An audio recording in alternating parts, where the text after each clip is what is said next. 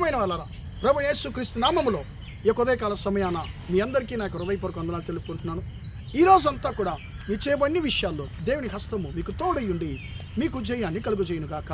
కీర్తన గ్రంథము 118 కీర్తన 8వ వచనం ఇలా సెలవిస్తుంది, మనుష్యులను నమ్ముకునుట కంటే యెహోవాను ఆశ్రయించుట మేలు. మనుష్యులను నమ్ముకునుట కంటే యెహోవాను ఆశ్రయించుట మేలు అనేటువంటి మాటను మనం ఇక్కడ గమనిస్తాం. ప్రియమైన దేవుని బిడ్డలారా, ఇక్కడ 2 విధాలైనటువంటి నమ్మకాల గురించి ఈ యొక్క వచనము మనతో మాట్లాడుతుంది. మొట్టమొదటిగా మనుష్యుల మీద ఉంచేటువంటి నమ్మకం, రెండోది దేవుని మీద ఉంచేటువంటి నమ్మకం. ప్రియమైన దేవుని బిడ్డ, మనము అనేక సార్లు దేవుని యొక్క వాగ్దానాలు, ఆయన చెప్పినటువంటి మాటలు మన జీవితంలో జరగడానికి ఆలస్యమైనప్పుడు కొన్నిసార్లు మనం ఏం చేస్తున్నామంటే దేవుని యొక్క వాగ్దానాన్ని అపార్థం చేసుకుని దేవునికి చిత్తము లేని మనుషులకు మన జీవితంలో స్థలం ఇచ్చి వీరి ద్వారానే నాకు దేవుని యొక్క వాగ్దానం నెరవేరుతుందని చెప్పి కొన్నిసార్లు మనుషుల యొక్క సలహా తీసుకొని మనం ముందుకు సాగుతున్నాము. ప్రియమైన దేవుని బిడ్డలారా, అందువల్ల మనము చాలాసార్లు అనేక సమస్యలకు మనము గురవుతున్నాము. ఇలాగా పరిశుద్ధ గ్రంథంలో మనుషుల మాటను ఆలకించినటువంటి ఒక వ్యక్తిని గురించి ఈరోజు మనం ధ్యానించుకోబోతున్నాం. ప్రియమైన దేవుని బిడ్డలారా, అబ్రాహాముకు దేవుడు వాగ్దానం చేస్తున్నాడు. ఆదికాండం 12వ అధ్యాయంలో, అయ్యా నేను నిన్ను గొప్ప సంతానంగా చేయబోతున్నాను, నిన్ను నేను గొప్ప జనముగా చేయబోతున్నాను, నీ తండ్రి ఇంటి నుండి వెళ్ళిపో అని చెప్పి ఆయన అంటున్నాడండి. ఇప్పుడు ఆయన వెళ్ళిపోతున్నాడు. ప్రియమైన దేవుని బిడ్డలారా, ఇప్పుడు 16వ అధ్యాయంకి వచ్చినప్పుడు, ఆదికాండం 16వ అధ్యాయంకి వచ్చినప్పుడు 2వ వచనం మనం చదువుతున్నాము. సారాయి అంటుంది, అబ్రాహాం యొక్క భార్య సారాయి అంటుంది, అయ్యా నేను ఒక పిల్లల్ని కనలేను, అంటే నా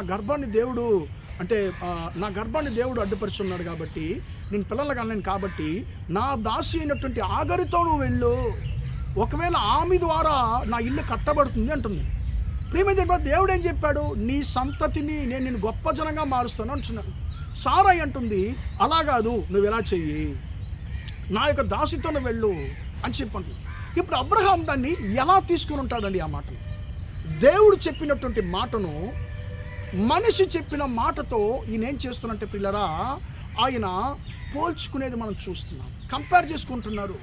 ఒకవేళ దేవుడు చెప్పిన వాగ్దానము నా భార్య చెప్పినట్టు ఆగరి ద్వారా నెరవేరుతుందేమో అని చెప్పి పిల్లరా అపార్థం చేసుకున్నాడు. కానీ దేవుడు చెప్పింది ఏంటి, నీ భార్య అయిన సారాయి ద్వారా నేను దీవిస్తానని దేవుని యొక్క చిత్తం. కానీ ఇప్పుడు దేవుని యొక్క చిత్తానికి మధ్యలో ఇప్పుడు మనిషి యొక్క సలహా వచ్చేస్తుంది, తన భార్య యొక్క సలహా వస్తుంది. ప్రియమైన వచనం సెలవిస్తుంది, అబ్రాహాము తన భార్యను సారాయి మాటను ఆలకించెను. ఆ మాటకు లోబడినట్లుగా మనం చదువుతాం. ప్రియమైన లోబడ్డాడు. ప్రియమైన వాగ్దానం ఎవరికంటే అబ్రాహాముకే వాగ్దానం, ఆయన సంతతికే వాగ్దానం. ఇప్పుడు ఆయన జనాన్ని దేవుడు గొప్ప చేస్తానని చెప్పి అన్నాడు. ఇప్పుడు సాతానుడు ఏం చేస్తున్నాడు, తన భార్య అనేటువంటి సారాయి ద్వారా దేవునికి చిత్తం లేని ఒక సలహాని ఇస్తున్నాడు, నువ్వు ఇలా చేయి, అప్పుడు సంతానం పిల్లలు పుడతారు. ప్రియమైన అలా చేశారు, పిల్లలు పుట్టారు. కానీ ఆ పిల్లలు, ఆ కుమారుడు ప్రియమైన అడవి గాడిద లాంటి వాడైపోయాడు. అంటే తెలుగు బైబిల్లో అడవి గాడిద లాంటి వాడుగా వాడు ఉంటాడని చెప్పి బైబిల్లో ఉంది. కానీ తమిళ బైబిల్లో ఎలాగుందంటే అతడు దుష్టు మనుషులుగా ఉంటాడు, దుష్టుడుగా ఉంటాడని చెప్పి ఆ ఇస్మాయిల్ గురించి రాయబడింది.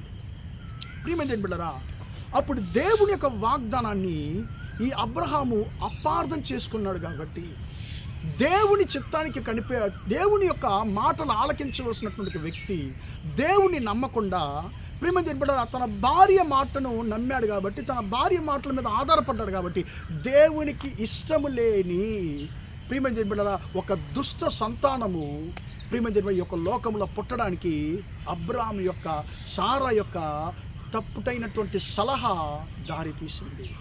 అక్కడ ఏం లేనట్టే కనిపిస్తుంది, చేస్తే ఏం పొరపాటు ఉంది, ఏం తప్పు ఉంది, ఏం జరగబోతుందని చెప్పి అన్నట్టు ఉంది.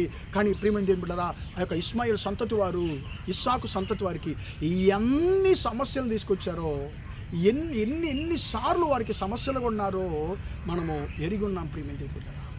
కాబట్టి మనం మనుషులను కాదు, దేవుణ్ణి ఆశ్రయించుదాం, దేవుని మాట కొరకు మనం కనిపెట్టుకుని ఉందాం. ఆయన మన జీవితంలో క్రియ జరిగించేంత వరకు మనం దేవుని కొరకు కనిపెట్టుకుని ఉందాం పిల్లరా. ఆ ఇస్మాయిలు ఆ యొక్క ఇస్సాకును ప్రియమైన దేవుని బిడ్డలారా అతడు పరిహాసము చేశాడు, అపహాసం చేశాడని బైబిల్లో మనం చదువుతున్నాము. తర్వాత ఆగరును ఇష్మాయేలును ఈయన ఇంటి నుండి తరిమి వేస్తున్నాడు. ఇన్ని సమస్యల కారణం ఏంటంటే దేవుని మాటకు కనిపెట్టుకుని ఉండకుండా, దేవుని మాటను ప్రియమైన బిడ్డలారా ఇది ఇలానే జరుగుతుందని చెప్పి అపార్థం చేసుకుని మనుషుల యొక్క సలహాన్ని తీసుకొని దేవుని యొక్క చిత్తాన్ని నెరవేర్చని ఇష్టపడినాడు అబ్రాహాము. కాబట్టి ప్రియమైన బిడ్డలారా కొన్ని సమస్యలకు గురి అయ్యాడు. మనం అలా కాదండి, మనుషుల మాటల మీద కాదు, దేవుని మాటల మీద మనం ఆధారపడతాం. ఈ కృపను దేవుడు మనకు అనుగ్రహించును గాక. ప్రార్థన చేద్దాం.